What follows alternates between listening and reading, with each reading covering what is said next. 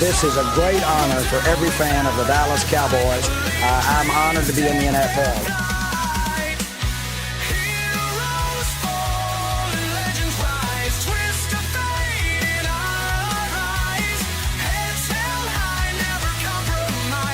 What can I say? Mamba out.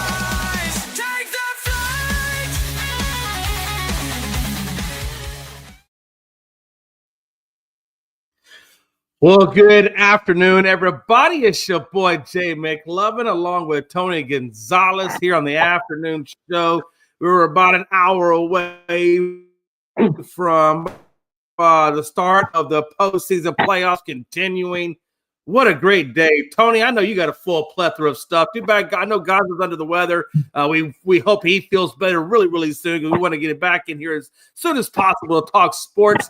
But guys, if you're out there, we're thinking about you, bro. Hope you feel better. And Frankie, I fully expect when we talk about the Yankees to see your presence in the show. And if not, it's okay. Without further ado, let me pass the baton over to my boy, Tony. Okay, well, let's get started right with the baseball. First game yesterday was supposed to start a little earlier, but had a little rain problems with Seattle and Detroit. They're in Detroit. Well, Seattle won the game 8-4.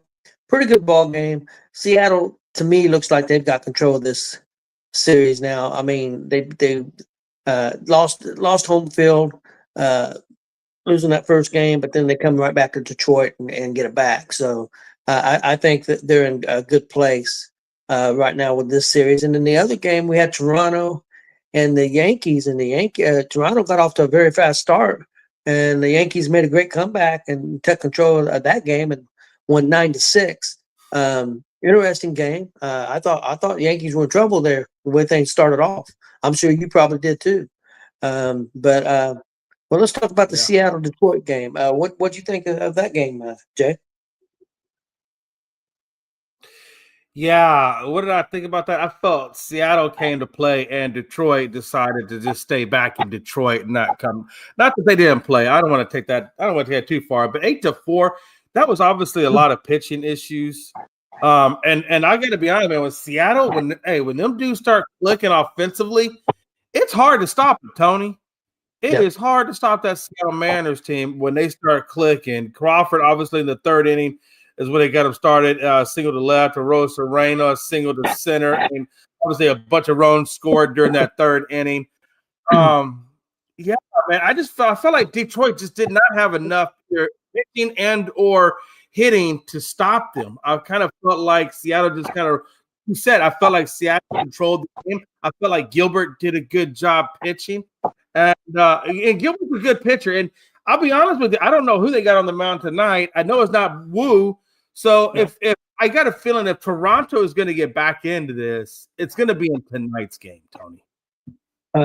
Well, for tonight with Seattle and Detroit, you've got for Seattle, Bryce Miller. And for Detroit, you got Casey Mize. Yeah. And you said who is Seattle going with? They're going Bryce Miller. This game's going to start here just a little bit at 3:08. Bryce Miller. Okay. And Bryce Miller has played well in this postseason. I don't really know a lot about Mize. I don't know if you know anything more than I do about him. I know he pitched the other series. I will tell you, I thought it was interesting if you watched the game the other night that when Dumper hit the 61, the dude that got it had a shirt that says Dumper hit 61 here and he hit 61. So boy took off the shirt and said Dumper hit 62 here. I mean, that dude came prepared to get it, and Dumper didn't disappoint. Seattle at home right now is just really, really tough, and I don't know that Detroit has enough magic in that body of theirs to muster it up to get it tonight. I think there's a good possibility Seattle could end it tonight. Either way, I think even if they tie, Tony, to be honest with you, I think this is Seattle's series to lose. Well, this game's at Detroit, so if this game is at Detroit, and if Detroit wins, it goes back to Seattle. I'm sorry, Detroit. I apologize. Yeah, it goes back to Seattle, so Seattle does have the home field again. That's right. Yeah, I'm sorry. But yeah, I think I like Seattle to take it today. I think they close it out. That's my opinion. Let's move on to Toronto and the Yankees. Man, Toronto got off to a fast start. I didn't see a lot of this game. I seen more of the Seattle game because I had to work last night, so I didn't get to see a lot of the Yankee game. But I kept track of it, man. And they were down, several runs, and then next thing I know, boom, boom, boom, they're tied. Boom, boom, boom, they're ahead, and just kept going. So sounded like the Yankees bats got going, and they needed to. I know today in their game, it's at 7:08. They've got the rookie pitcher who pitched very well the last time, Cam Schindler, so whatever it is, how you pronounce that name, Schindler, against Toronto, and I think Toronto's going kind of a weird move to me. I think they're going to bullpen game. I think they're going Lewis Varland to start, and they're doing a bullpen game. So I think that's kind of weird, man. I think. I mean, I guess they're saving the best for home, in case Yankees win today. But man, I think you want to close it out now. I don't understand. In my opinion, I don't understand a bullpen game, but I'm not no manager, and a lot of teams do bullpen games. But the thing with Toronto, they basically had a bullpen game yesterday because they didn't get much out of their starting pitcher yesterday. So they're going to be pretty taxed. So, Jay, what do you think about the Toronto and Yankee game last night and the rest of the series? Yeah, you're right. Shane Bieber, I think that's his first name is Shane. Bieber did not do well at all. I mean, he went 2.2 innings. I mean, yeah, that's virtually a bullpen game. Matter of fact, let's just call it what it is. That was a bullpen game for Toronto. So the fact that they're going to do back-to-back bullpen games to me is crazy. I think that's a recipe for just handing basically the tie over to New York, and then, hoping that you can pull it out in game 5, which I think that's a risky move on their part. If it was me, I would definitely have whoever my best pitchers available, that would be getting the start tonight because I want to wrap this series up and get some time off and get ready for the next one. I think you're playing Russian roulette with the Yankees by doing that. This is a team that can get hot, and if you turn that minimum up too much on the Yankees, you may not be able to overcome it. So that's a big that's a crazy move on their part. One of the biggest notable headlines out of this was, I know in the MVP race, it was between a lot of people were voting for Dumper, a lot of people were voting for Aaron Judge.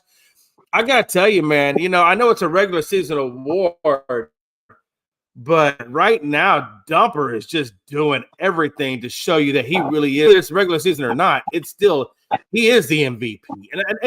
And kudos to Judge, by the way. Judge got that 3-run home run in last night's game, which he needed to do because the biggest knock on Judge is great in the regular season, kind of disappears a little bit in the playoffs, maybe kind of like James Harden was with the Houston Rockets. And that's my problem for Aaron. He never really has been the guy to carry this team in postseason greatness that we've seen from the likes of a Derek Jeter or a Reggie Jackson or whoever else you want to name beyond that, do for the Yankees. And so I think this was a first in his career. This was actually a defining moment for Aaron Judge and his legacy, because up until then, he had really been kind of a guy that wasn't really there for you in the postseason, but was all about you in the regular season. And that was the thing that separated him from Dumper. Dumper did what he did in the regular season and carried that bad boy right over into the postseason because Dumper don't look anywhere near as slowing down. No, what's up, Joe? He's looking really good. What do you think happens today? I kind of like the Yankees. The rookie proved on the first round that the stage went too big for him, and he looked really good. I expect the same thing for him. I think Toronto loses this game, and I think we go back to Toronto for a game 5.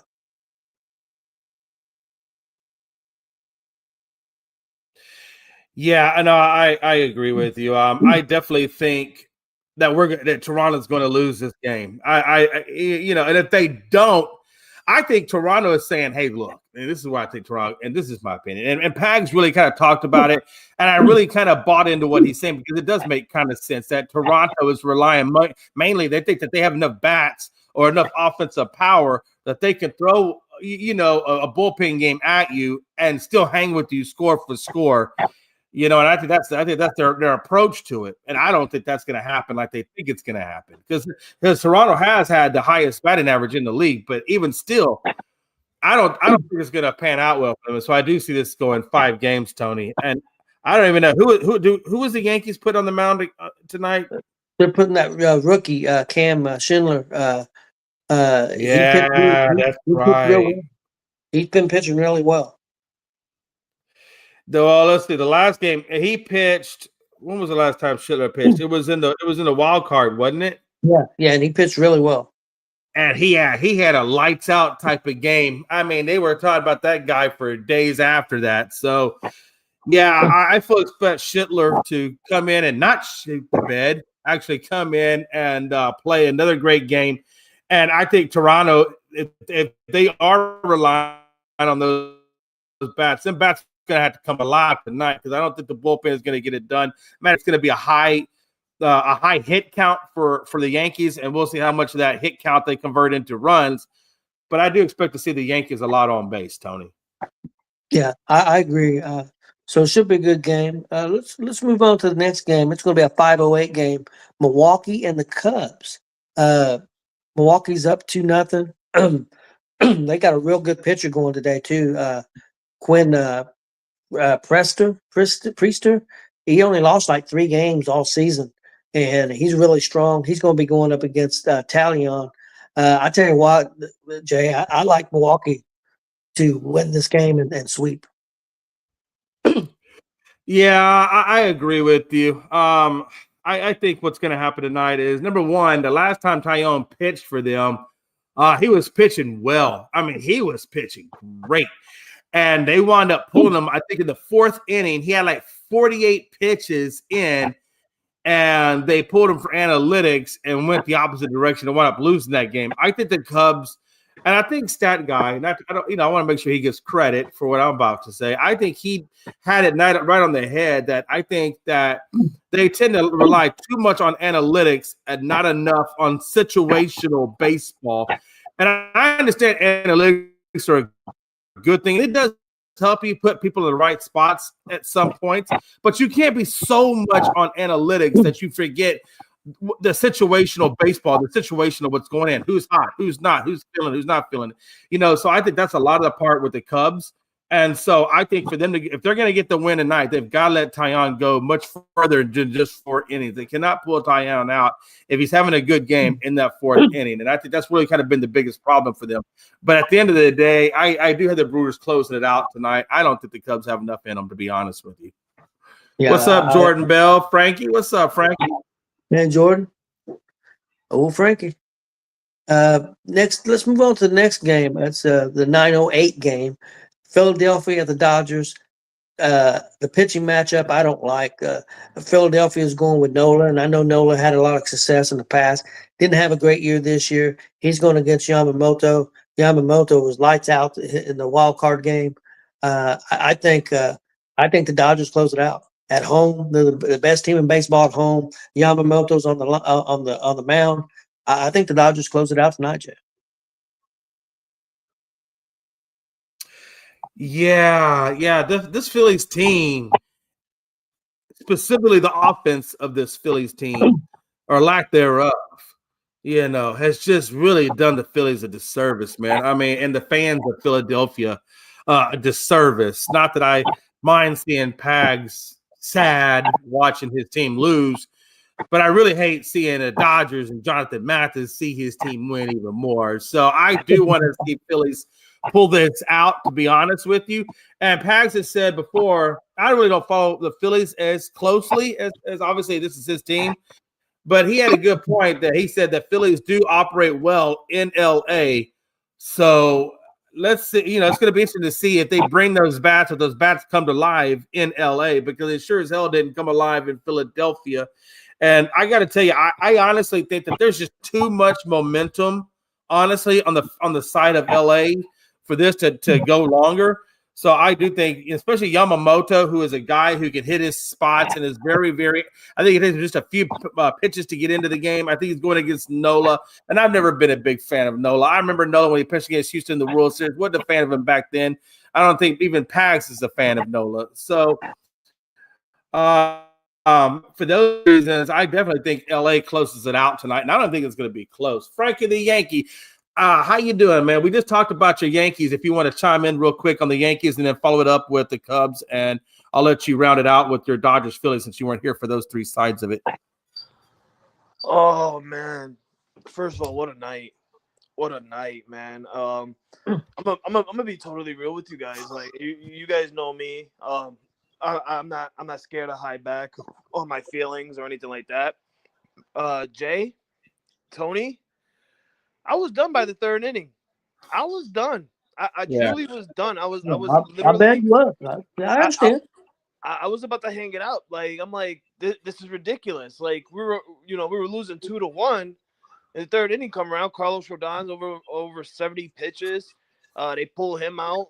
I look at the scoreboard and it's 6-1, and I'm just like, God, it's really gonna be another blowout game. Like, what the hell did Toronto do during that bye week or a couple days off on that bye to just come out and annihilate us, and possibly get a sweep on us? Like, I don't know what the hell happened, but once we came back in the third inning and started chipping away at the lead, I started realizing, like, well, hold on a second, because at the end of game 2, our bats are coming alive as well. So I feel like, we needed to I don't know if it's the Yankees that are like the first 2 innings they don't get hit, they don't get men on base. I don't know if they're like learning the pitches from the pitcher. And then the third inning come around and they're like, okay, I see the pitches that he gave me. I like what he just threw me. I'm gonna go ahead and swing at this one. It was a wild night, but I do gotta say that I am impressed with the way Aaron Judge has played this October. And Jay, I think you should be impressed as well, because both you and I know that Aaron Judge do not show up in October, but Yeah. man, is he showing up this year in October. I couldn't ask more of this man. I couldn't ask more of this offense. The defense need to be a wee bit better. Uh, I just feel like Jazz Chisholm last night with his defense at second base, having his back towards the guy running at home plate and not seeing him going for the score. Gotta clean it up a little bit. But it ended up in a good night. It ended up in a good night, and we got the win. I'm hoping tonight that Cam Schlittler comes out and he has a dominant performance like he did against the Boston Red Sox. And it's a really confusing to me with Toronto, because I've heard that they're going in a bullpen game tonight, which is you just had a damn bye. I don't understand why you need to go to a bullpen game after you just had a bye. If anything, we should go to a bullpen game. I don't know how they're going to a bullpen game, but the hell with it.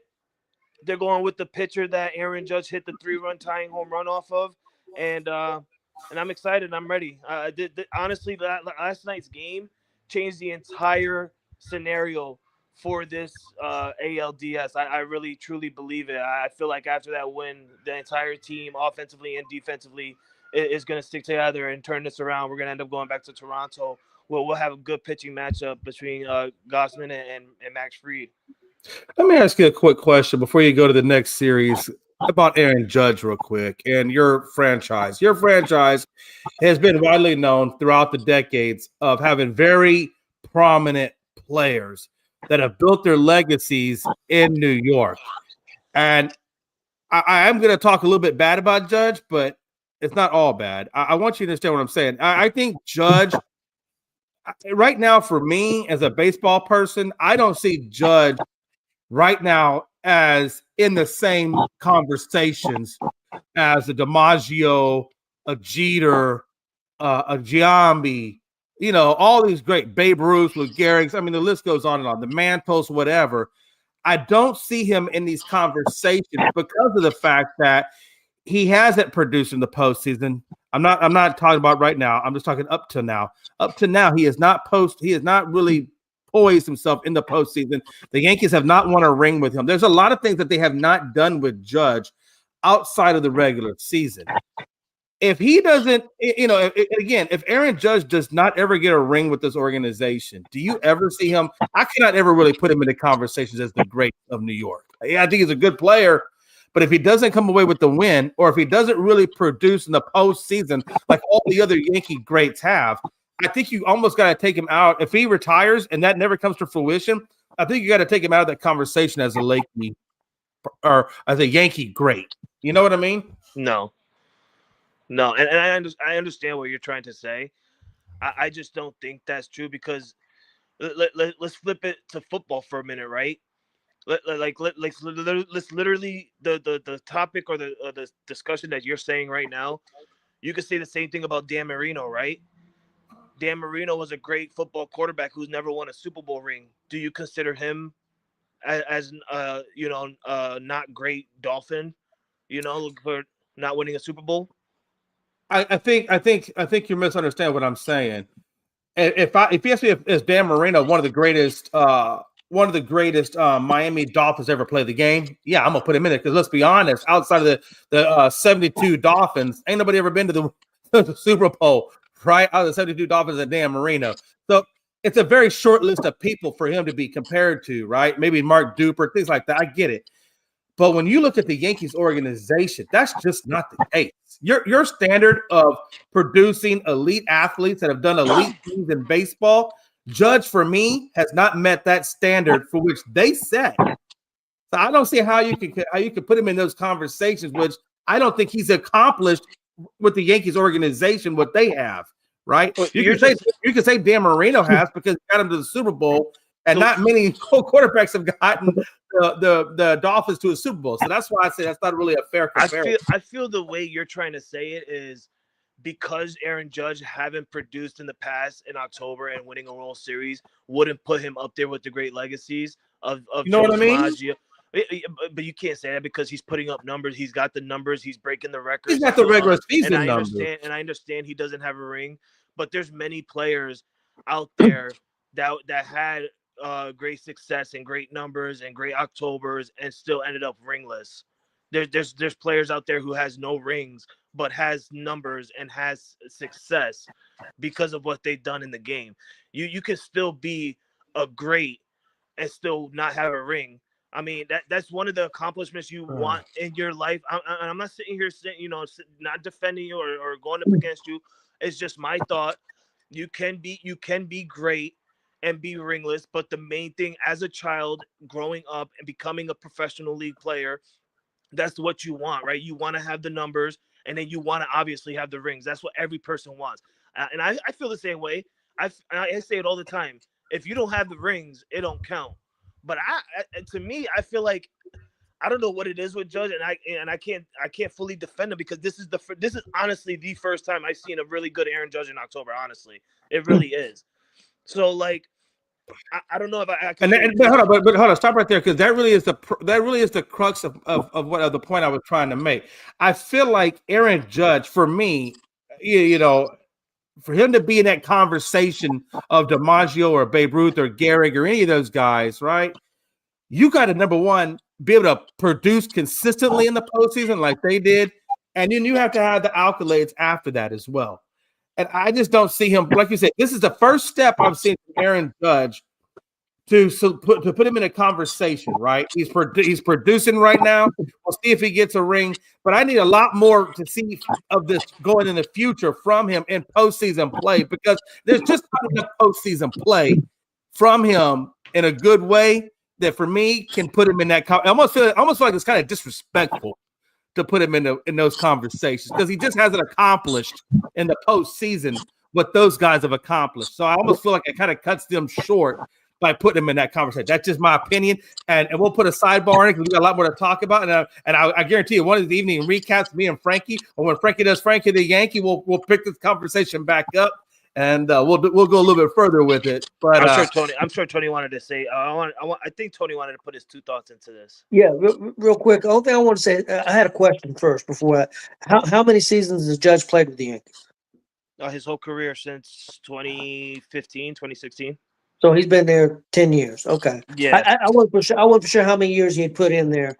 Yeah, I mean, I think he's going to be a great.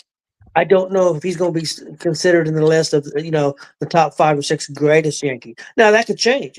What if they win a World Series this year, win a World Series next year, win a World Series next year? So it's still kind of a work in progress. I get what you're saying, Jay. I mean, yeah. Of course, I went around with Garrett, the guy that I think of when I think Yankees, and of course that because I was growing up at that time, it was Mr. October, Reggie Jackson. I mean, that's what I think of because I went around with Garrick and those guys. So that's a name that comes to my mind. But I think Judge is great, and he's going to be considered one of the greatest. I just don't know if he'll be a top 3 or top 4, but he could be. I think He still could be. if you put him in an organization, if you put Judge in Seattle, had Judge started his career in Seattle, you can absolutely make the case that he's a great player for Seattle. He's one of the greatest players ever to play in Seattle, and nobody's going to say nothing about it. But Frankie, I think the problem I'm running into with your organization, because we're the Yankees. Yeah, you just had so many dominant players that to put him in those conversations, as good as Judge is, it's hard for him to crack that upper echelon of players because he just hasn't done what they've done in the postseason. Any other team, we wouldn't be talking about this. Yes. But the fact that he's part of a member of the Yankees organization, 27 titles, and all the greats that have done great things in the postseason, damn near story-like, epic-like conversations. Judge isn't in those conversations. He doesn't have the epicness that the other great, like the Lou Gehrig's, DiMaggios, and all those the Jeters. I mean, let's be honest. He doesn't have that resume yet. He's still working. He's still building his resume, and maybe eventually he will get there.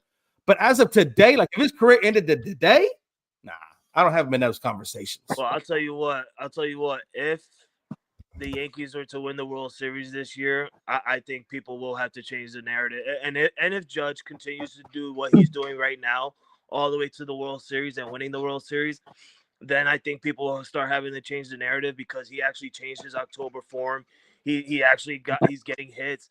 He's finally got the home run that he needed in this postseason because he's already passed his career hits. He's already passed his career RBIs in the postseason, and now he's got the home run, which is no deal to me. I expect home runs from Aaron Judge. I'm just surprised it took this long. But if it continues to happen and we do win a World Series, I do expect people to at least change their narrative ways of Aaron Judge because to me Aaron Judge is a good ball player. I don't give a damn what anybody says. He could have a bad October. I'm still gonna stand behind my captain. That's my dude. He'll always be my dude.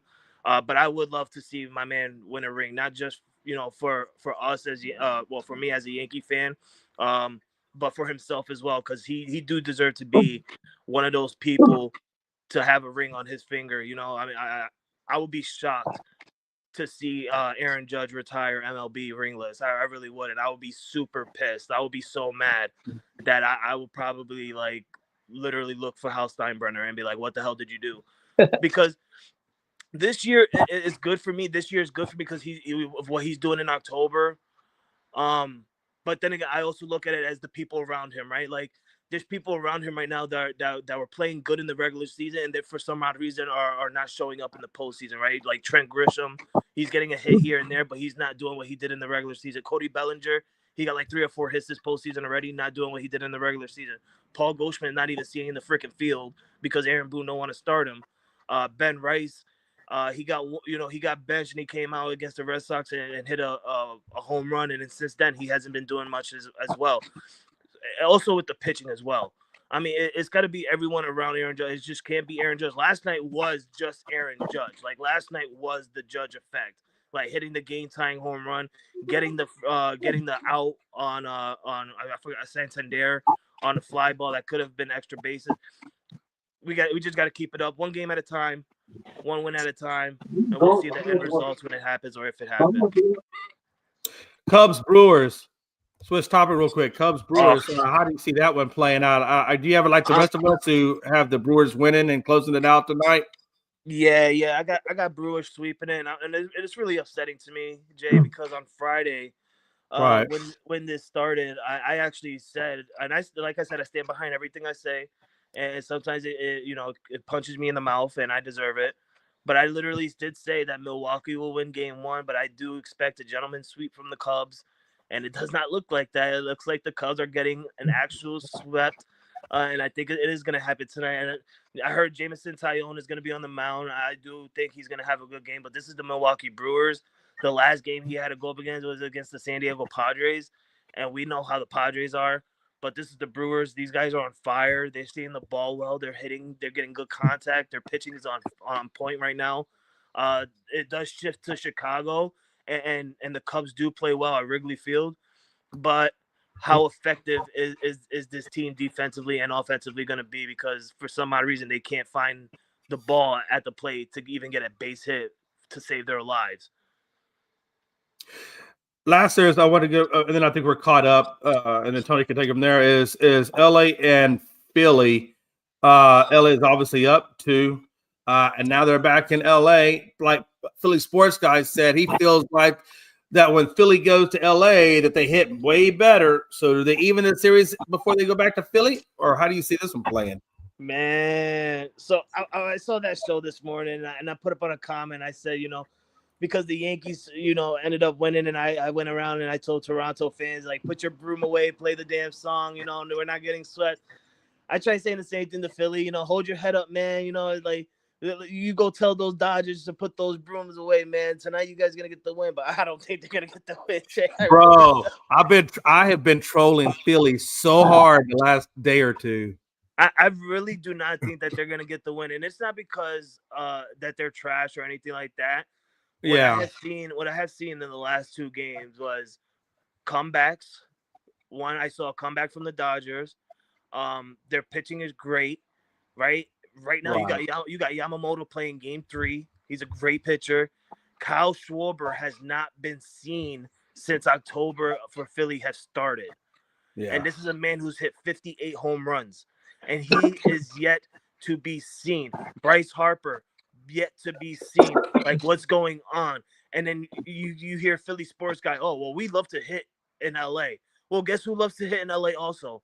The goddamn team that is playing in LA, the Dodgers. They like to hit in LA.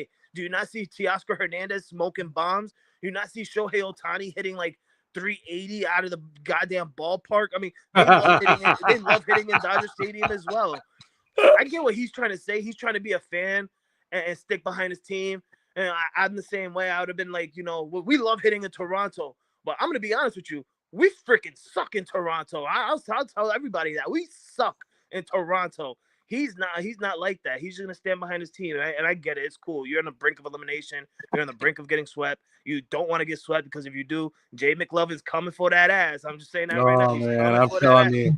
He's not going to hold that back. I actually, last night, Frankie, I was gathering up all my broom supplies because if you would have got swept, I had about 4 brooms I was going to have go across the screen like this. I'm going to tell you straight up, Jay and Tony, I looked at my wife, and I'm real with you guys. By the 3rd inning, I was pissed. I'm like, this is ridiculous. I'm over here texting my brother-in-law that I went to the game with in September, and I'm already texting him like, yo, enjoy the ALCS, man. Don't freaking ruin it for our divisions. Good luck, blah, blah, blah. And he texts me back like, hey, don't stop watching the game. Keep watching it. It's the 3rd inning. Anything can happen. And I never turned the game on. I kept it on. I kept watching it, and I saw the little chippeways, and I'm like, okay, what can we do? Then the tie game comes on, and I'm starting to text. I'm like, oh shit, okay, thank you for not telling me to, thank you for telling me to keep watching. Then we get the lead, and I think he decided to go to bed. I don't know. He didn't want to. He still haven't texted me. But I did say after the game when we won, I looked at Caitlin and I said, this is all I wanted. Like if we were to get beat today, I wouldn't be so mad because I want to have Jay up my ass and in my ear. Like, you got swept, pulling the brooms down. Hey, I'm telling you, I even told Melanie, hey, in that 3rd inning, I kid you not, there's no lie. I told Melanie when that 3rd inning, I said, hey, does Amazon deliver those nice gold-plated brooms overnight? I need that thing. Ricky Tick. I was honestly surprised, and I want to thank you. I'm surprised that you didn't go on the group messenger and, looking for a little, hey, can I get a little wellness check on Frankie, blah, blah, blah. I didn't get none of that. And I'm just sitting here and I'm like, okay, thank you. And then we're coming back and I'm like, oh, I'm definitely not going to get that goddamn text message now. I usually try to wait till about the 5th or 6th inning once I see a little bit more closer to the end because it's too early in the beginning because anything can happen. But so do you have, I guess the question is, do you have Philly eliminating LA tonight? No, I got LA eliminating Philly tonight. Or excuse me, I meant the other way around. Do you see LA? Yeah, I do think LA is going to win tonight. I think it's going to be a 1-run win. It's going to come down to the last inning. But I don't know what happened with Philly, man. They just lost their entire stride. And I said this to a couple people as well. I said that the Philadelphia Phillies remind me of my own team, of the Yankees. They really do. They have a fantastic regular season, and then once October comes, you hear all those, "Oh, we have a Red October coming up. It's Red October," and then that Red October just gets disappeared really quickly. I mean, like they win their division, they get the bye week, and then you're down 2-0. You had home field advantage, and you lost the first 2 games at home. One of them was a comeback win on the to the Dodgers. That's a no-no. And now you got to go to LA down 2-0. You have to win 2 games in LA just to go back home, or at least see if you could go back home. I don't think it's gonna happen for Philly. I feel like they lost all their momentum, and this happens when you get a bye week. It happens when your bats are hot. There's a time where it slows down, and it happened for Philly. And they look just like the Yankees to me, where they have a good regular season, then they have a shitty October. They done it before. They done it with you guys, Jay. They made it to the World Series, and then they lead 2-0, and then they disappeared and lost the World Series. Then they go to the playoffs last year, made it all the way, I think, to the NL or NLDS, and then they lose last year. Like, it happens every year to the Phillies. It's just a bad time for Philly sports in general. Oh yeah, absolutely. And I gotta tell you, man, you almost didn't get this game. If that ball was about another inch or so to the left, yeah, you ain't having this conversation. Oh yeah, that's definitely. And it's not only that one. It's not only that. I also got to, I'm gonna also thank Toronto's defense as well. You got Isaiah Falefo, who it was a ground ball from Ben Rice, and he bobbled it off his chest. He couldn't grab it to throw. Yeah, I saw that too. Then you got the shortstop or the third baseman on a pop up from Cody Bellinger or Austin Wells, and he didn't catch it. He dropped it, and it was a fair ball. And then after that, you got I think it was Aaron Judge's. I think it was Aaron Judge's hit. I'm not 100% sure, but Anthony Santander ate nothing but grass. I freaking absolutely love that moment where I saw him go for the dive and he missed the ball. And if you look really closely at his face went straight into the grass. I thought he was Bugs Bunny for a minute trying to dig a hole because he ate nothing but grass. Man, that dude did go in the dirt. Unfortunately, he wasn't lucky. He didn't come up with it, but. Tony, that's about all I got for. I guess he's wrapped up. Everybody's caught up now with their predictions. Okay, well, let's move on to some NFL guys. Let's first of all talk about Cincinnati trading for Joe Flacco.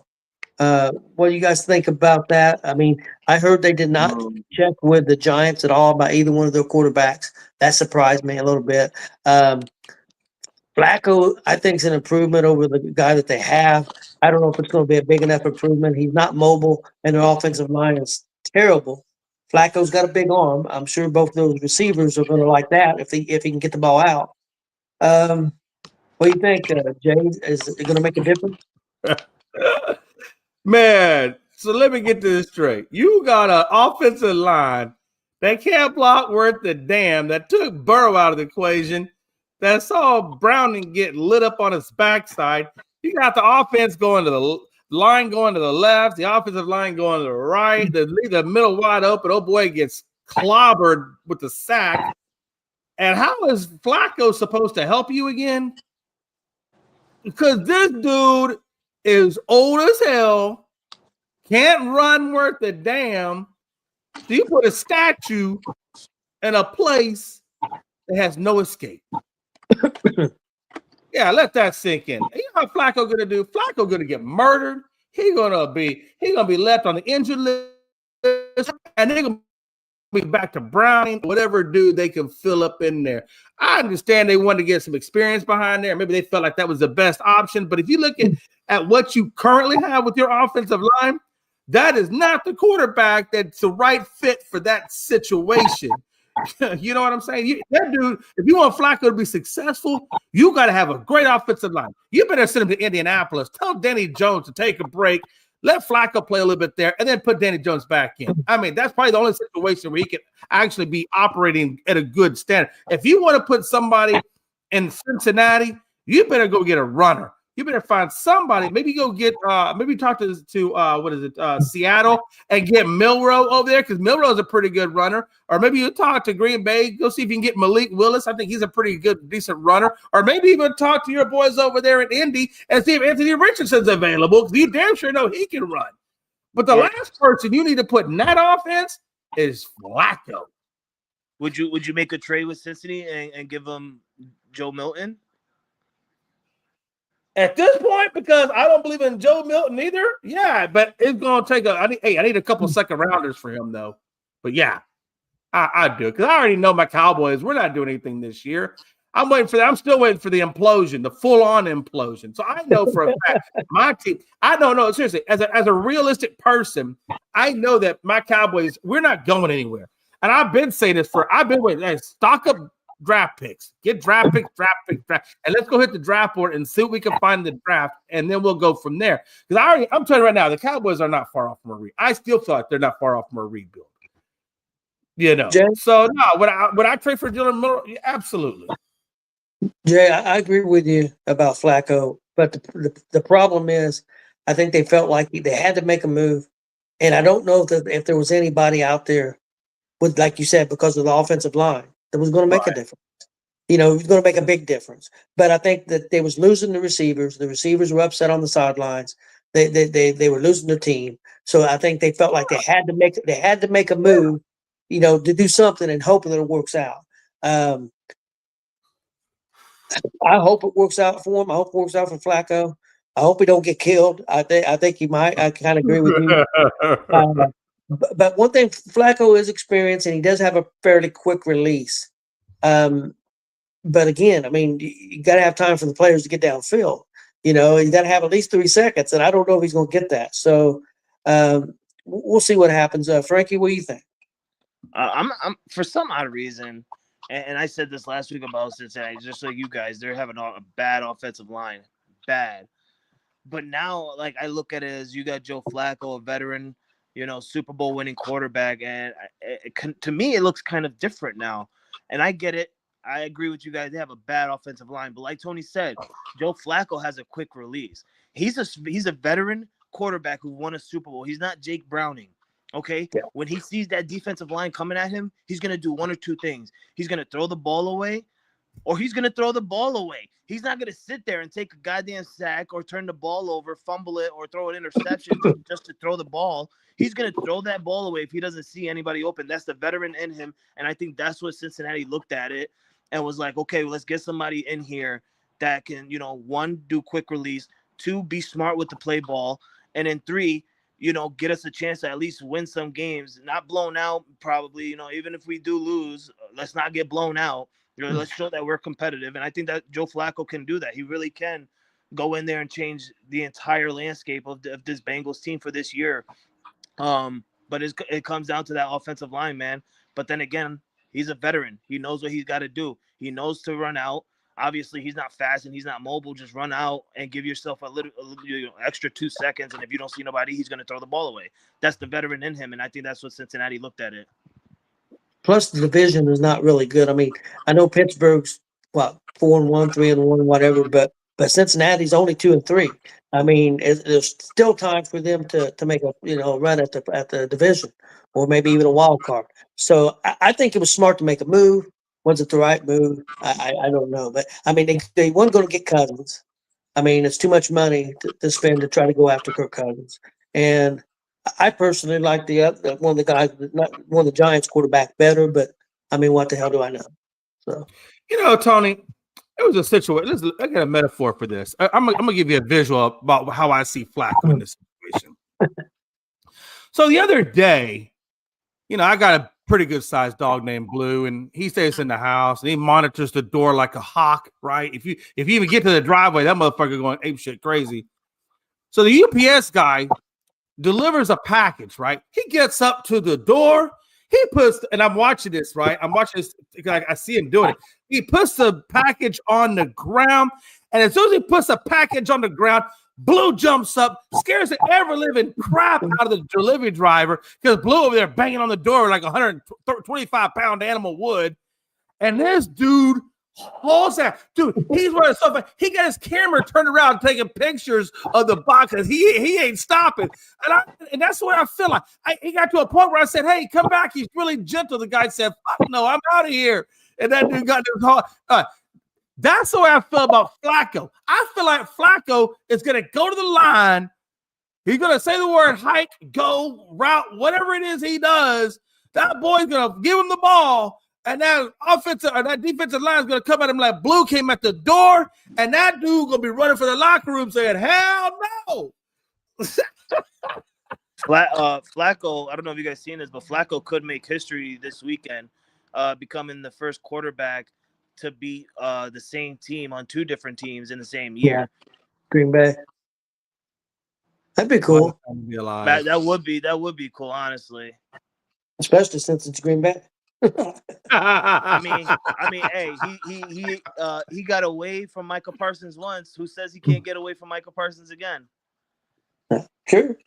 Jay, I know you want to talk a little bit about the situation with Shadur Sanders.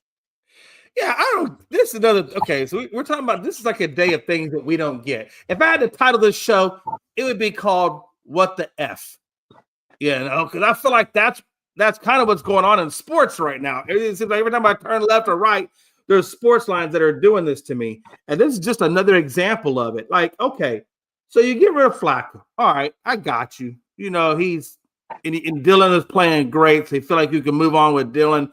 Now you just got to figure out who's going to be your backup. Okay, I got you. Get rid of Flacco, get some draft capital. That was great on you. Good job.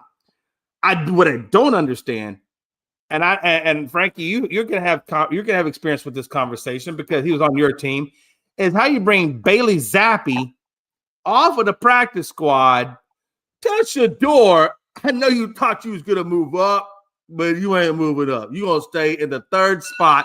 And we're gonna put Bailey Zappi up in the number 2 spot. I don't understand why would you even draft Shador if you aren't even going to use him, play him? You certainly aren't helping his confidence, right? If you're almost destroying the confidence because you don't think. Look, that dude knows that you don't believe in him. Shador knows the Browns don't believe in him. He damn sure knows from the press conference when they drafted Shador and the lack of energy or the lack of enthusiasm by the general manager should have gave even less confidence in Shador. So I don't understand what they're doing with this guy. I don't understand what they're doing with this organization. It baffles me.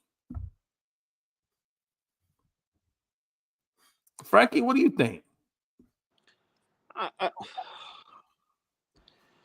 Oh man, I don't like to talk about Shador, honestly. And Jay, you should know this. I mean, we talked about this last week where it was me, you, and Chris, and we talked about Shador Sanders. And me and Chris didn't even want to talk about this topic. We can't stand Shador. I feel like Shador's only there because, like I said, Deion Sanders.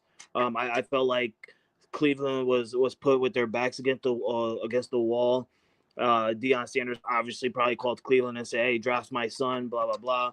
I think Shador will get his chance, not this year. I'm looking at it as more. Excuse me. I'm looking at it as more of Shador is here to learn. They don't think he's ready, compared to, we're just gonna throw him out there. Because if you look at it, Deshaun Watson will be coming back soon. I believe so. Then you got Gabriel, who's going to go back to being on the bench because once Deshaun Watson come, you're going to start Deshaun Watson because that's your quarterback. You're paying him the money, obviously. Bailey Zappi got called up because he's not a veteran, but definitely a how do you say quarterback that knows the system because he's been on different teams. He knows how to he knows what he needs to do. So I think that's more the reason why they called him up and put him as a backup. So that way if Gabriel does lose it a little bit, they can go ahead and put Zappi in, someone who knows how to play the game well. It just looks like Cleveland Browns have no faith in Shador at all. Like I said, I feel like Cleveland just drafted him because of Deion Sanders giving them the call instead of Cleveland giving them the call. Yeah, and that's the thing. So you draft Shador. If Gabriel was to go down and you're putting Zappi in, that really is stunting or delaying or even setting your growth as a team back because you know what Zappi. There's a lot of tape out on Zappi. You know what Zappi's all about. You really don't know anything what Shador is in a game situation because he hasn't played the game. So why, if Gabriel was to go down, why would you not put Shador in? See what you have in him, see what he is, so that way you can make, the appropriate adjustments come draft time and figure out what you're going to do with Shador. But you have no idea what you even have in this guy, which is ridiculous to me. Yeah, Jay, go ahead. No, I was just gonna say, because like I used to say when Bailey Zappi was a Patriot, it's because Zappi makes people happy. That's the only reason why Cleveland called him up. Zappi makes people happy, no matter win, lose, or tie. He makes people happy with his moves. Yeah, guys, I think Cleveland knows exactly what they got with Sanders. I don't know what's happening there, in the facility, but I think there's something going on there that they don't believe in him. I don't think he'll be there next year. I mean, I'm not saying it's warranted or not. I'm not there either, but I think Cleveland has seen enough to know. I mean, it's pretty obvious. If they're going to put Zappi in at number 2, that they have no belief in Sanders. So maybe he's not doing something, and maybe he's not studying hard enough. Maybe he's not doing what he needs to do. But there's got to be a reason. My thing is, if that is the case, based on what you just said, Tony, which I believe you, what you're saying makes total sense. And if what you're saying is true, why not just put him up for draft picks and get some draft picks out of it and move on from him and be done with it? Yeah. You know what I'm saying? I think that would, number one, I think that also would clear up the scene for Dylan Gabriel a little bit, because it gives a little bit more clarity. And Zappi is there as the backup, not necessarily competing for the starting job if you lose it. So maybe that makes Zappi play a little bit more confidence now that he knows he's the guy. And maybe he plays a little bit more looser, and they can actually do something with this team. I don't know. It blows my mind. Well, it's an easy, question to answer for that, Jay. The reason why nobody wants to, trade away draft picks for Shador Sanders is because nobody wants Shador Sanders. Every team literally had a draft pick from rounds 1 to 5. Every single team passed on him. So why if you already passed on him, why go ahead and make a trade to get rid of draft picks for a guy that you already went past on the draft? That's what gets me going with Shador Sanders and all these franchises, right? Is because they passed on him for 5 straight rounds or 4 straight rounds because he got drafted in the 5th round. And now everybody's coming out after he gets drafted. You don't even see him play, not one game, right? You see one preseason game, and that was it. And then all these teams coming out like Mike Tomlin. Oh, well, Pittsburgh was going to draft him. You had many opportunities in the first 4 rounds to draft him. Now that he's not there and you saw one preseason game, people want to say, oh, well, we should, we were actually looking at him to draft him. Same thing goes for Baltimore, right? Oh, we were going to draft him and have him be a backup to Lamar. Same thing with the Cowboys, Jerry Jones coming out. Well, we had his father. We were going to draft him. We just wanted to see what we can get, good talents before looking at a quarterback because we already got Dak. We traded for Joe Milton. We were going to get him. It's ridiculous that everybody want to come out and say, well, we were going to get him at the draft. I don't want to hear that shit. Y'all had 4 rounds, maybe even 4.5 because he didn't go in the beginning of the 5th round. So you had like 4.5 rounds to go ahead and draft him, and you didn't.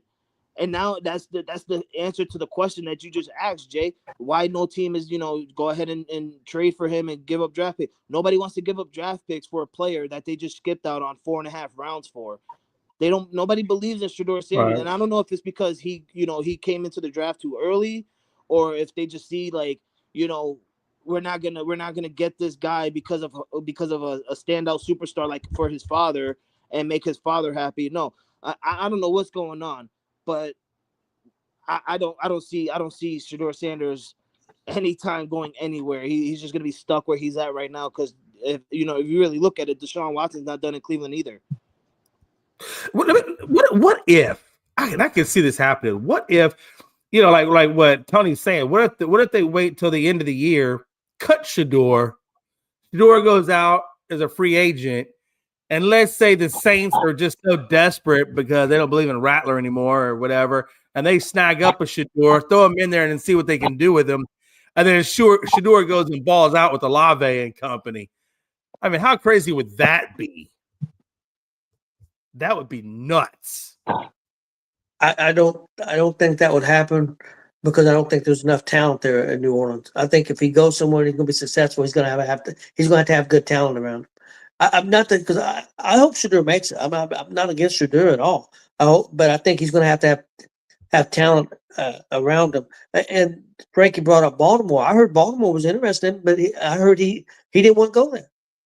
He might be. Now, He how might much be. do you think he's fuming right now? Do you think he's He might be fuming? playing right now. He might be playing right now Yeah. if he goes to Baltimore.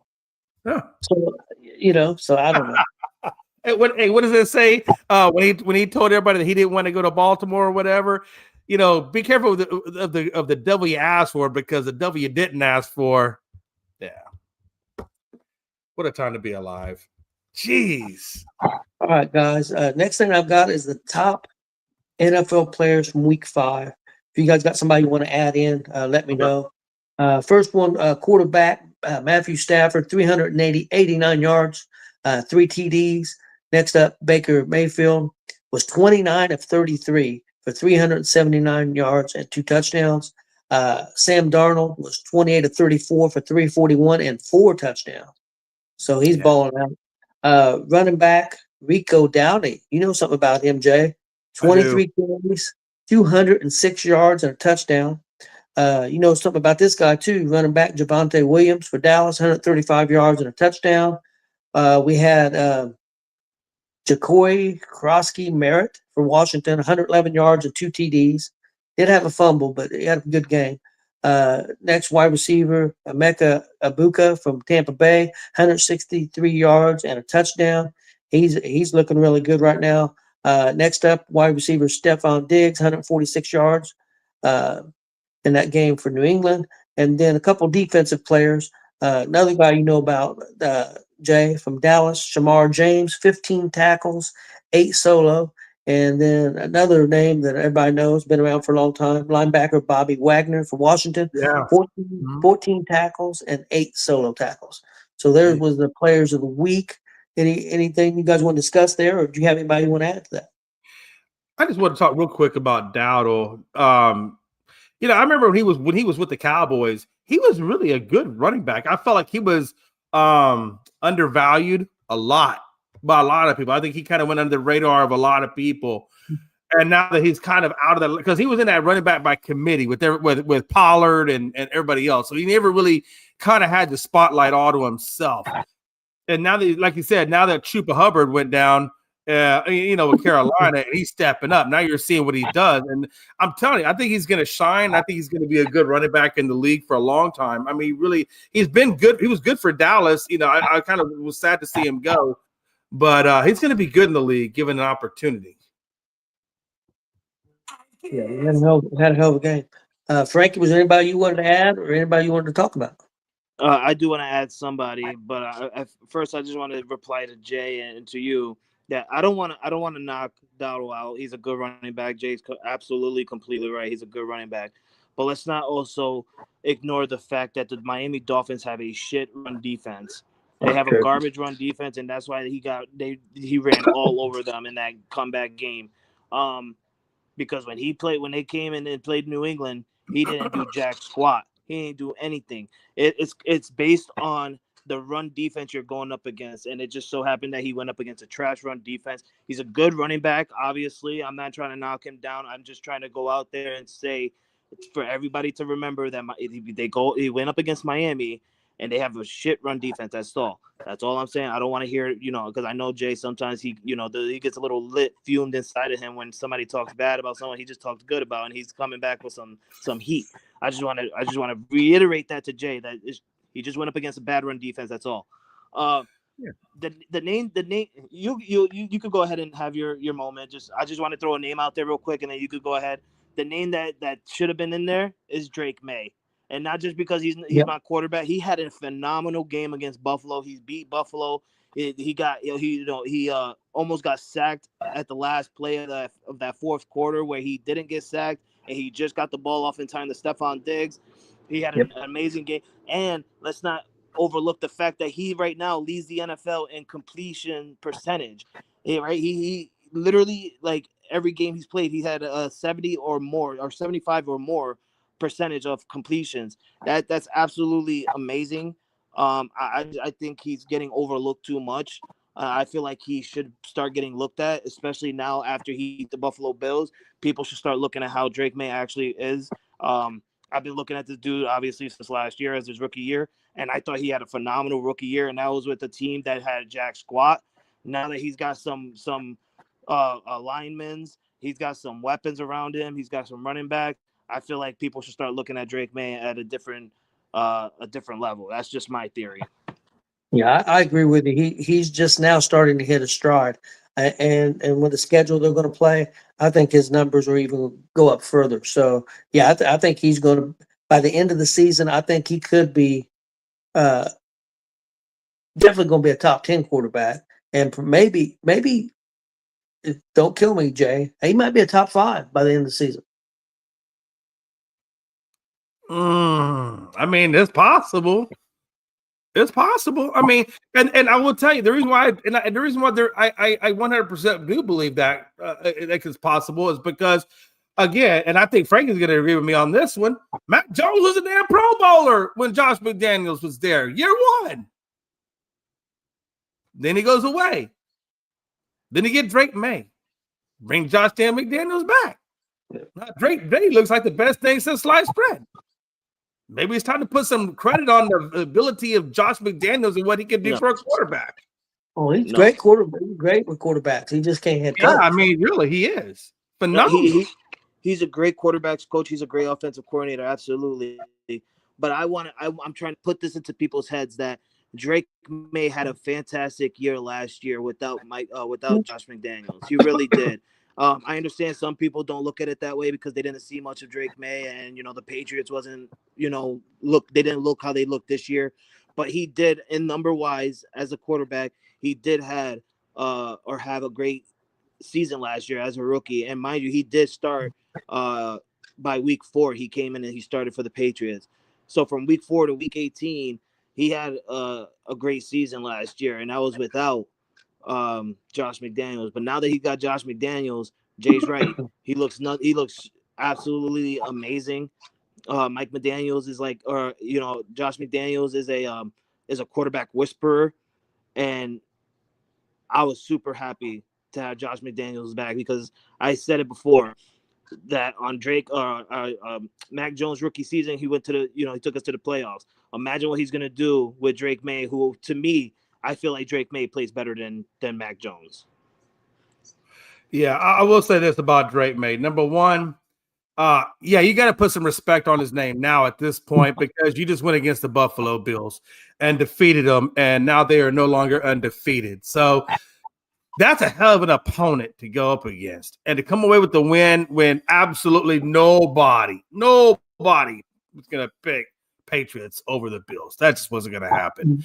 And the fact that y'all did go in there and you did win. And the crazy thing about it was Drake made 273, like you said, 22 of 30. So he only had 8 missed balls, but he didn't have any touchdowns. He didn't have any interceptions either. And he gave you 50 yards on the ground.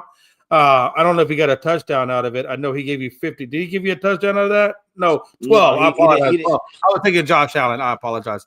But I guess what I'm saying is that was more of a team effort beating the Bills than it was Drake May. But I don't want to take anything away from Drake May because, again, your quarterback could cost you the game too by turnovers. He didn't do any turnovers. So I thought he did a great job facilitating that offense. And ultimately, it was the defense that obviously did a little good, but that was definitely a team effort and win over Buffalo. Yeah. Tony, you know what pisses me off? Is when Joe goes on the comments when I'm talking about my quarterback and he wants to try and talk trash. But then when Jay is praising my team for once in so many years on my quarterback, he wants to come out and be like, oh, hey, Jay, I picked the Patriots on my parlay. Like, shut up, Joe. Listen, Joe, you wouldn't have picked the Patriots on your parlay if I wouldn't have told you to. I'm the one who came out and I said, hold on, Frankie. Hold on 1 second. Just 1 second. Frankie, hold on 1 second. There's something I'm telling you to hold on is you got to give Joe some love today. Joe has taken, and I'm asking you why. Joe has taken a lot of flack from Brad on the other show about the Eagles and Dallas, and he's taking a lot of flack. So today is give love to Joe Day. That's what today is. It's give love to Joe Day. Now, give a little bit of love Now, Joe, I gotta tell you, but at the same time, you can't tell someone to swing on your nuts when I'm asking to give you love. But, but I'm just saying, yeah, you can't do that, Joe. First of all, first of all, he spelled his last name wrong. All right, I understand it's May, but his last name is with the E. All right, add the E next time. All right, and I'm not trying to knock him down. I'm not saying nothing bad. I'm not like Brad. All right, I'm in that comments when I see him and Brad go at it. I really am.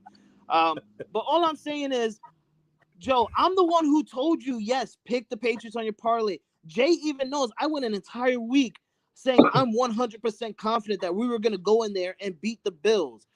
I told you, Joe, that there was only one player that came into mind on the injury report to where it was up to your choice to pick them or not, which was Milton Williams, and yet he still ended up playing.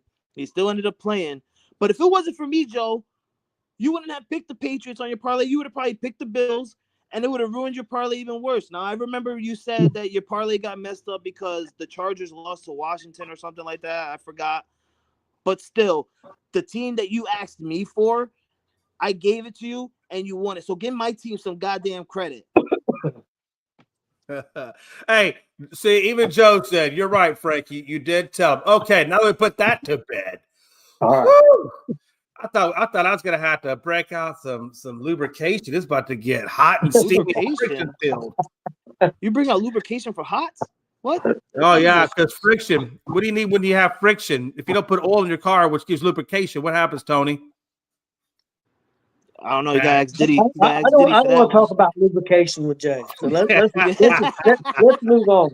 Let's move on. Let's go on to the hot seat, guys. I got 5 questions here. Right. The first question is Jacksonville for real? Jay. Yeah, I hate to say it, but man, I definitely had them. I did not see this Jacksonville team coming out. Now, up until now, I've been saying, well, they did go up against the Texans, man, but the Texans didn't play well.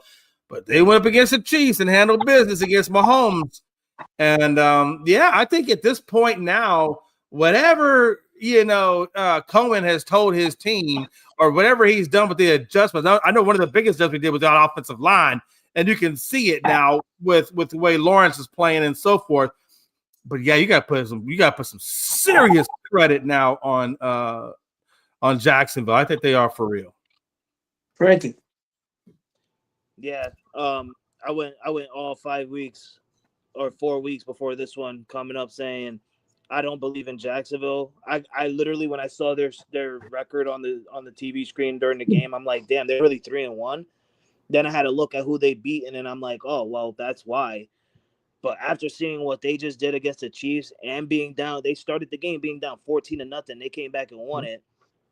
I think they're for real. Trevor Lawrence, he could be the real deal right now this year with this Jacksonville Jaguars team. My wife looked at him on his birthday that night and said, "Whoa, he's ugly." And I'm like, they call him Sunshine. He plays in the Sunshine State. They call him Sunshine, and he came out and it was dark time that night, but he got the win on his birthday, and he said, "Let the sun shine, baby. Let the sun shine." Yeah, I think they're for real. And sometimes, a team can get just get the breaks. I mean, perfect example is when Lawrence fell down and nobody touches him and he gets up and runs in for a touchdown. Sometimes it's just your time, and looks like they're getting the breaks right now. And the other thing for me, and I hate it because no matter if they're good or not, they always find a way to beat the Colts. And here we are. I was hoping Kansas City beat them because, I wanted to get another game behind the Colts to not be tied with them, because Jacksonville always plays the Colts tough. So, yeah, I think Jacksonville for real. You know what I think is crazy? And Tony, you could go on after this.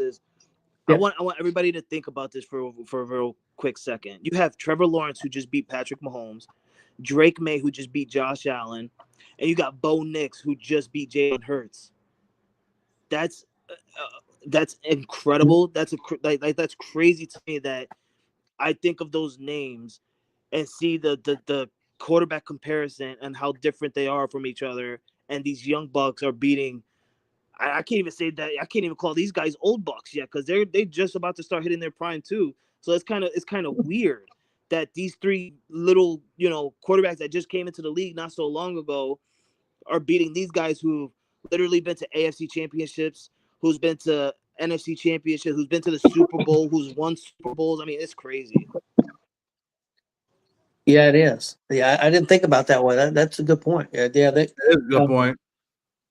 Yeah. Guys, my next question. Can Washington be a Super Bowl contender this year? Jay? I'm gonna say no, not yet. They don't have McLaurin back yet. I don't know that this team fully 100% has enough pieces to compete with, Philadelphia for one, and then some of the other tougher teams that are out there. I still think they have a little bit more growth to do. I still think Jaden Daniels has a little bit more growth to do. This team still has to put at least another one or two pieces. I would say at least. Definitely, maybe another wide. I like Debo and I like McLaurin, but I feel like they need that third one. I feel like they need that third wide receiver or tight end or whatever. Well, they got Zach Ertz. He really a tight end, but definitely, I just don't think they're quite there yet, Tony. I feel like they're just either a piece away or just a little bit more experience away. I would say I would definitely think they're Super Bowl contenders within the next, maybe 1 to 2 years. I felt that way too. And then I seen them play the Chargers, and their defense played really well. With Chargers have struggled with offense at times, so I understand that.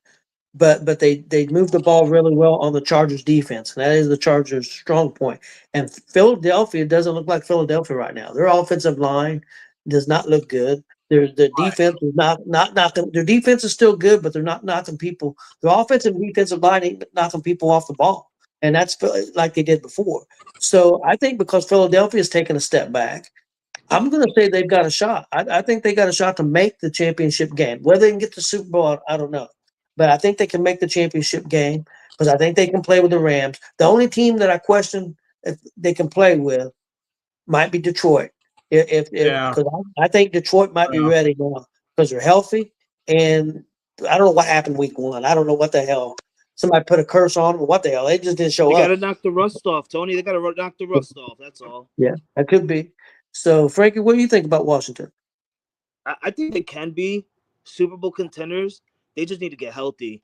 That's all. They literally went out this offseason and got a squad. They really did, honestly. And I get what Jay is saying. Adding another piece and stuff. You can't go wrong with adding another piece to your team, obviously. But right now, if Terry McLaurin can stay healthy and be on that field to help Jaden Daniels, I think they can, compete for the Super Bowl. Let's not forget they were just in the NFC Championship last year. I think they can do it again. But then that goes to where Tony just said, right? The only one team that to me that can compete and beat Washington will be the Detroit Lions because the Phillies are not the same anymore. The Rams are they could be a hit and miss, right? They sometimes have the lead and then they lose their game. It's like a toss up. I do think that they can be, but it just to me it comes down to health for Washington. Y'all are being so disrespectful right now. I did not hear one of you guys mention Tampa as being another issue outside of Detroit. I don't know. Are y'all not watching what Tampa did with Philly? Baker, y'all better watch out. I think Baker's in line to get another. I think he's going to be the highest paid quarterback when it comes time for him to re-up. The way he's playing right now, the way that dude is playing, the way he's got this team looking. Remember back when Baker first got there and this team was 7-9 and went into the playoffs? This ain't the same Tampa team. This team is playing, guys, and don't overlook them. I promise you, Tampa's going to be the one that people are going to overlook and is going to stick them in the ass. I believe in Tampa Bay's offense. I don't believe in their defense, Jay. I will say this about Tampa. The Patriots do play Tampa this year, and I will tell you this: that if Tampa beats New England, because I think we can beat Tampa because, like Tony said, their defense is not as good as people think, right? The only reason why Baker's looking good is because he's doing it without Mike Evans. Mike Evans is hurt. He's winning without Mike Evans. He's throwing 350 yards. He's getting 3 or more touchdowns. That's good. That's great. But if you, to me, it is just to me because we play them. If they beat us, I will look at Tampa in a different way. I really would. Yeah, and I still don't really know what to make of this 49ers team yet. Their record is 4-1. I I just don't know if I have enough belief in this 49ers team, right? And I don't know. There's just something in the back of my mind that's just telling me, Jay, I don't know about this 49ers. I know they're 4-1, but I don't know about them yet. Well, you got to give them credit with all the injuries they got. They're 4-1. Yeah. You have to give them credit. That's Mac Jones for you. That's Mac Jones. They would be 4-1 if it wasn't for Mac Jones 3-0. I'll tell you what. If Mac Jones keeps playing like that, guys, and I know Chris would probably choke me, but I wouldn't be shocked if they don't. I know they just signed Purdy. They may move on from him and trade his ass and play with Mac Jones. I would not be shocked. I'm not predicting it's going to happen. I'm just saying I wouldn't be shocked if it happened. What I would see what that is so Mac Jones is good. When Purdy comes back, I got to imagine that he's going to be on a short leash. They're going to really be evaluating him because now they know, hey, this Mac Jones kid, he's played some good games and he's kept us alive 4-1. You're right. Why would you take the hot hand off? But when Purdy comes back, they just gave him all that money. They're going to put him back in there. It's just going to happen. But I got a feeling if he struggles again or things don't go the way they should go, I wouldn't be surprised if he gets the hook and they throw Mac Jones in there and then and then if that happens, then I could see possibly maybe Purdy getting put on the auction block. Okay, guys. My next question is Kansas City in trouble? I believe they're 2-3, and they play Detroit this week. Let Frankie take this one. Frankie, you take this one first. You go first. Oh man, that defense is about to get smoked, yo. Listen. Kansas City's defense is completely shattered. They're like literally. I don't know what's going on. What I saw Chris Jones do against like Trevor Lawrence is like literally right there about to run into you, and you just stop moving. Like I seen Chris Jones stop moving. He literally could have reached out over the lineman and literally grabbed Trevor Lawrence. That's how close Trevor Lawrence was to him. And Chris Jones just stopped moving, stopped running, stopped doing whatever. This defense is in trouble. You just let Jacksonville come back and beat you when you're up 14-0. You're literally not looking good this year. Your offense is still not looking good this year. I don't know what's going on. I don't know if it's the defense and the players, because Steve Spagnuolo is one of the greatest defensive coordinators to me since I've been watching football. All right, this man has won multiple Super Bowls as a defensive coordinator. I think he leads NFL with 5 Super Bowl wins as a defensive coordinator, because he got 3 with Kansas City and 2 with the Giants. This man is an absolutely great coach and a defensive coordinator. So I don't know if it's the play calling on his end or if it's just the players giving up on the field. But this defense is absolutely not showing up for Kansas City. The offense is there. They're clicking. They're just starting. Because let's not forget, they're getting Rashid Rice coming back soon from suspension. The defense needs to step up and figure out what the hell they're going to do the rest of this year. Because right now you're going up against a red-hot Detroit Lions offense. They're just going to – Jared Goff and Amon St. Brown, they're just going to go off on this defense. I can't wait. It's going to be amazing. I'm just glad that my team finally has a better record than the Chiefs. I haven't seen my team have a better record than the Chiefs this early in the season since we had Tom Brady and Rob Gronkowski. Oh, man. And people are going to make excuses for Kansas City. Well, we didn't have Worthy and we didn't have Rice. I don't want to hear that shit. And the reason I'm going to say that is because look at San Francisco. We just talked about San Francisco being completely decimated, and they found ways to win games. Even the quarterback's been out for San Francisco. Now here you are. You got Mahomes. People think he's one of the greatest. The next Tom Brady, right? Yeah, go ahead, say it, Tony. They try to compare him. Next Tom Brady, and you are having trouble winning games. So I don't want no excuses. Those other people's had injuries too. So that's not an excuse. Say that shit with your heart, Tony. Say that shit with your heart. You can't beat Tom Brady. Tom Brady made no names out of name people. Like he made people. Tom Brady is the greatest quarterback of all time, and I don't think that's ever going to change. Well, but hey. And that's hard for me to say because I'm a big Peyton Manning fan. And Peyton Manning, Peyton Manning's one of the greatest of all time. But you know what? You know who kept Peyton Manning from being the greatest of all time? Fucking Tom Brady. You know what, Jay? Hold on, because this is about to be a moment right here, and I'm so sad that Chris isn't here. Tony, can you please say that one more time? Just say it one more time for me. Tom Brady is. No, we're not gonna let him say it. No, let him say it. Don't do that. Come on, because he's about to. I can't let Tony say that. Tony, don't say it. Let him say it. Let him say it. I have no problem telling the truth. He's about to get something out of me that he never probably thought he would get. Say it for me, Tony. Tom Brady is the greatest quarterback of all time, and that's never going to change. I don't think Oh my anybody. God! I don't You think know anybody's what? going to beat him. You know what, Who's going Tony? to beat him? You about to get it out of me. In Indiana Jones, we trust. In Indiana Jones. I just don't think. I tell you that you say that though, but you know what? The Colts are really looking good right now. I mean, seriously. I mean, we got to put some respect on Denny Dimes because the team is just playing good. But before we go there, I want to go backtrack just 1 second. If you look at the game, Patrick Mahomes played a good game. He didn't lose. He didn't lose that game for the Chiefs. Like you said, it was a defense. And before we go any further, last time I checked, Tom Brady don't play on defense. Tom Brady don't play wide receiver. Tom Brady don't play running back. And Tom Brady sure as hell don't play offensive line. Now, I'm not here to take anything away from Tom Brady. He's a great quarterback, no doubt. Elite, best we've seen as of right now. As of right now, to this date, I'll give you that love. Tom Brady is the best we've seen as of right now, as of this date. Now, I always say, just because you say one guy is this, that, and the other, there's always going to somebody that's going to beat Tom Brady at some point. It just happens. History will always repeat itself. It is, and it's okay.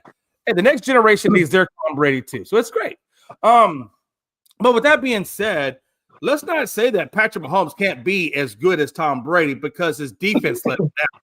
I think that's just a travesty because if Tom Brady's defense lets him down, I don't care how good Tom Brady plays, he's still going to lose a game without a defense. You just can't do it. So I don't want to put that narrative out there that Patrick Mahomes can't be better than Tom Brady because Patrick Mahomes' defense let him down. That's doing it just justice to him. So that's almost goes back to the Aaron Judge. Well, Aaron Judge don't have no ring, so he can't be. All of that ties in, right? All of it ties in. So I don't know. I don't want to get on the bandwagon to say that Patrick Mahomes can't be better than Tom Brady simply because his defense didn't show up that. I think that's just doing him a disservice. That's not where we were going with it. Where we were going was Tony saying how Kansas City Chiefs fan are going to make the excuse of, well, we didn't have this person because he was hurt. We didn't have this person because he was suspended. Right. Going to change. All we were trying to say was we didn't want to hear that shit because realistically, Tom Brady, that happened in the same situation where he had people. He had a year without Rob Gronkowski, and he still made it to a Super Bowl and won it. I mean, Tom Brady himself was suspended 4 games, came back, still went to the Super Bowl and won it. So I mean, that we're not saying that Patrick Mahomes can't be the next Tom Brady because he can. Obviously, he won 3 Super Bowl rings. He's already been in the league for 8 years. I mean, he only has 4 more left to go. But at the same time, I mean, Tom Brady loses one guy, and I understand Gronk. I understand how big Gronk is to that organization. So I don't want to put that narrative out there that I'm saying that about Gronkowski. But I also know that you guys have a way of making the most out of nothing. And a lot of that somebody goes to Belichick, a lot of it goes to Brady. But, just not having one guy out there, Tom Brady should still be able to win. And Patrick Mahomes, if Travis Kelce was there, Patrick Mahomes should still be able to win with whoever he has on the field. I mean, so I don't want to put that narrative out there that just because you have injury. Look at the Astros. Jesus, we had 17 players on the IR. We never had one. Alvarez went out at the end. Pena went out. All of our players were dropping as we're trying to get into the wild card race at that point. So, I mean, it happens. Injuries happen. You can't avoid that. Yeah, that's true. Guys, I got a couple more questions. Next one is, are the Broncos for real? They had a big comeback win. I think they scored 17 points in the fourth quarter on Philadelphia. Philadelphia's defense had a collapse. But I think the Broncos are ahead in the division now. I think they're 3-2. They got a really good defense. Their offense is still a question for me. I think there's still a receiver and maybe still a running back away. I don't know. I'm not convinced on the running back they got yet. I'm not saying he won't be good. I still got questions. I still think they're missing. I know Sutton's pretty good, according to Sutton. I still think they're missing another receiver, another go-to guy. But is Denver for real? Could they win this division with Kansas City dropping off? Chargers offense is not stepping up. Could Denver be for real? Frankie? Yeah, I think they can be for real. Honestly, like you just said, Kansas City is not looking the same. They're dropping down. You got the Chargers who are not looking good, as of late since losing to the Giants. And then I keep forgetting who's the other team that's in that division. I think it's Raiders. yeah, and then the Raiders are the Raiders. I honestly, I'm so mad we had to play them first in the year when they were fully healthy. Because like if we would have played them now, it would have been amazing. But it is what it is. So yeah, they really can walk away with this division with Sean Payton's great mind as a defensive minded coach, and then you got Bo Nix who actually trained and worked with Drew Brees during the offseason before this season started. So I mean, like you said, Tony, they could be like a weapon away, wide receiver away, but I do think this year they can walk away with this division. Honestly, they really could. Yeah, I think they could, especially with that defense. Jay? Yeah, this Broncos team is looking really nice. Honestly, Sean Payton, since he's taken over, he purged the people he needed to purge. He's bringing in the people he wants to bring in, and he is turning that organization around, obviously for the better. Yeah, you're right. They're in a perfect time right now. You got the Chiefs that don't look like, as Joe said, and I'll put this up here. He said Chiefs don't look like the same team, and they don't. They don't look like the same team defensively or offensively. So, yeah, with the Chiefs taking a back step, the Chargers, man, they're in a bad way right now. And now that they've lost Omari and Hampton, I don't know how long Omari and Hampton is done for. But Harris is done for this season. So they literally have no run game at this point. Zero. And without a run game, I don't care. You're not going to go anywhere. So I definitely had the Chargers fading back at least until Omari and Hampton. I don't know. Maybe is Omari and Hampton, is he done for the season? I didn't even catch what his injury was, but I know he's out. I know he's out. I'm not sure. And I know they've had a big injury on the offensive line too. And that's been telling also. So they got to get the offensive line back. And I agree with you. The running game and could when we're starting to see injuries, and it usually happens every year with the Chargers. And how long has Keenan Allen ever played a whole season for the Chargers? So I don't think he has. Literally, I don't think he ever has. And I told you, remember when I told you, Tony? I told you at the beginning of the season, everybody's talking about the Chargers. And I said they look great. And after that first game, I said they are great. I said, but the problem with the Chargers is those damn teams cannot stay healthy to save their lives. There has been the plague on the Chargers for as long as I can see. Now, everybody talks about the Houston conditioning program. Now I'm starting to question, why are we questioning the LA Chargers medical and conditioning staffs? Because I don't know. It just seems like everybody gets hurt. Bosa, Khalil Mack, Herbert, Keenan Allen, what was that? Palmer, Williams, Harris, and now Omari and Hampton. I mean, the list just goes on and on. Nobody can stay healthy on this damn team. That's why I can't ever get behind the Chargers when people are talking good about them, is because the injury bug just kills them every time. And because of that, I definitely see this being the Broncos division until somebody says differently. Yeah, I'm not going to count KC out completely, but I think the Broncos have a good chance with that defense. Yeah. Got one last question, guys. We already talked about it a little bit, but I did want to ask, because the division is not super strong, does Flacco make a difference? I'll go real quick because mine's going to be short and simple. I already told you, dude's a statue when it needs to be a gazelle. And so for that reason, I say no. He has no chance. I'm going to say, because I'm not convinced on Pittsburgh yet completely. I think he can make a difference. No, they're not going to the Super Bowl or anything like that. But I still think they can get back into the playoff hunt with Flacco, because I think maybe a 500 record may win that division, or maybe just a couple games over 500. Because I don't see Pittsburgh going 12-5, or 13-4. I don't see that. I could be wrong, but I'm going to say yes. I think he can make a difference. Frankie?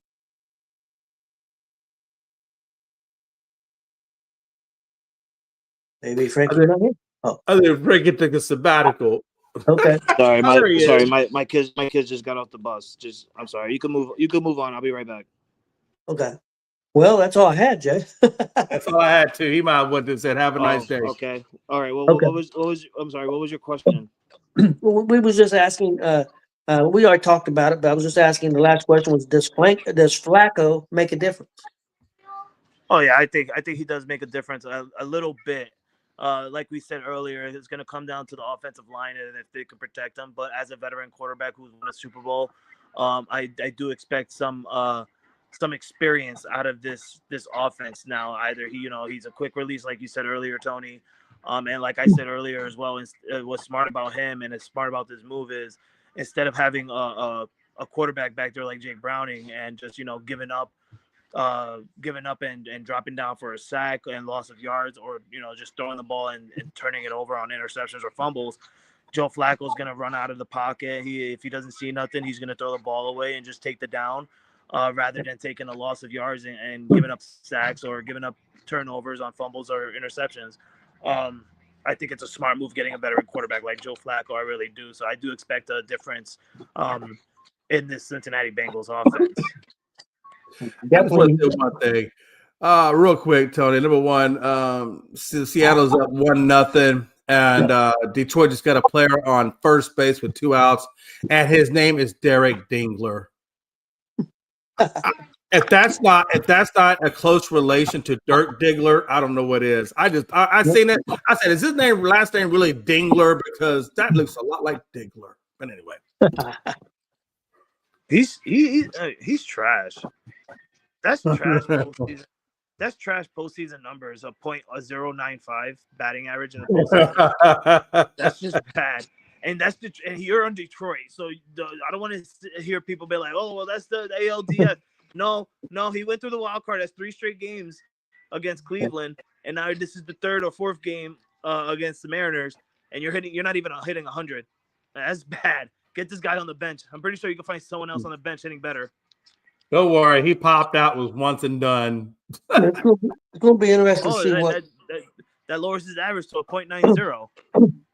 be interesting to see what Detroit can do against Miller, because Miller was 2-0 against them this year and was pretty much unhittable. Detroit couldn't do anything with him, so we'll see if they can get something going. Jay, does this like sting in your heart a bit to see Seattle like on the brink of making it to the ALCS for the first time since 2001? Like, does it hurt because it is a division rival? And I know not really. It would.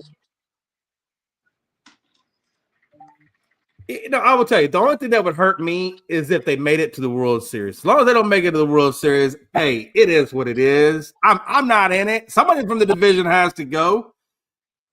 Yeah, I said the same thing yesterday. I just. I mean, hey, I'll tell you right now, man. I love my first son, James. I love that man to death, but damn it, he drives me crazy. I've been living 24/7 Mariners since the season started, and it never goes away. I hear it in the morning, I hear it in the afternoon, I hear it on the podcast, and I get it before I go to bed. I go to my birthday at a Mariners game with them. So yeah, I can't stand the Mariners. I hope they get their asses.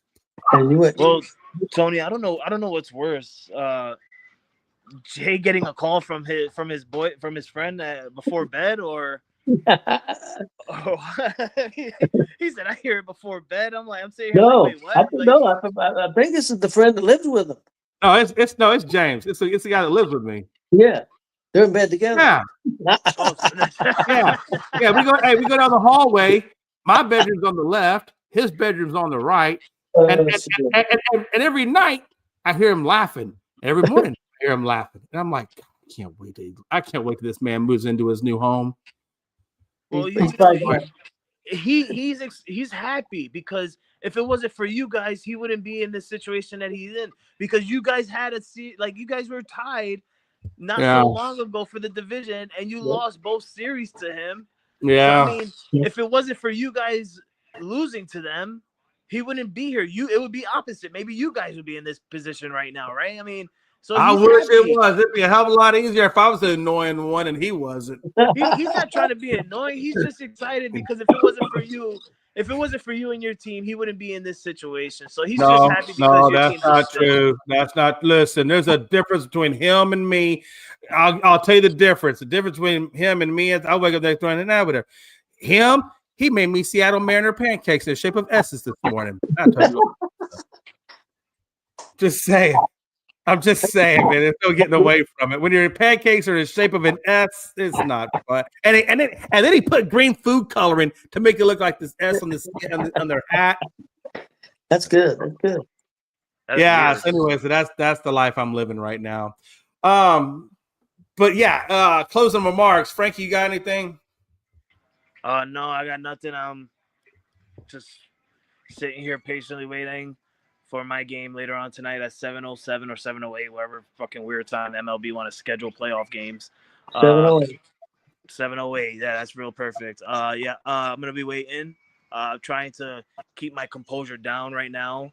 Around probably 6 o'clock is where the butterflies will start coming into my stomach. So, Jay, I don't want to see no text messages at 6 o'clock.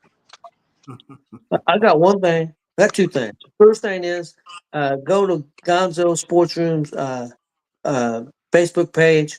We've got 4 wrestling promos on there. Check them out and vote, please. Vote what promo you think's the best, and we'd appreciate that. And then my other thing is go Yankees. Listen, you got one Indiana Jones out of me. You're not gonna get another one. No. He's trying to work in my favor. He got me once saying Indiana Jones. No, when I picked the other day, I picked the Yankees to win the series over Toronto. I picked Yankees in Seattle, and so I'm gonna root for the Yankees because I picked them.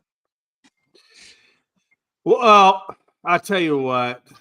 Tony's gonna root for the Yankees. I'm having a prayer night vigil before the Yankees game starts.